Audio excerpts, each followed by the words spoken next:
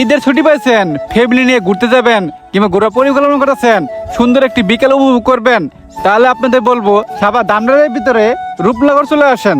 তাহলে সুন্দর একটি বিকাল উপভোগ করতে পারবেন। কিভাবে আসবেন বা গাড়ি ভাড়া করতে খরচ হবো সবই বলবো এই ভিডিওতে।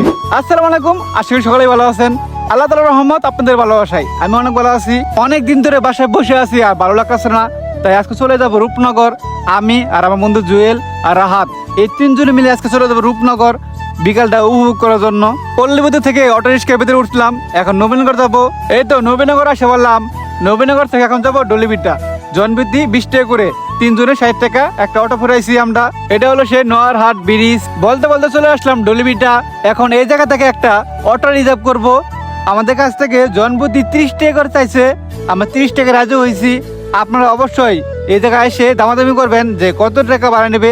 আমার মনে হয় এই জায়গাতে 20 টাকা ভাড়া নেয়, কিন্তু আমাদের কাছ থেকে মনে হয় 10 টাকা করে বেশি নিয়েছে। আর আপনারা যারা গাবতলী থেকে কিংবা সাভার থেকে আসবেন, তারা অবশ্যই সাভার নামাবাজার থেকে আসবেন, ওখান থেকে 20 টাকা ভাড়া নেবে অটো। আর যারা কালামপুর থেকে আসবেন, তারা অবশ্যই ডলিবিটা নামবেন। এই তো আমরা চলে এসেছি।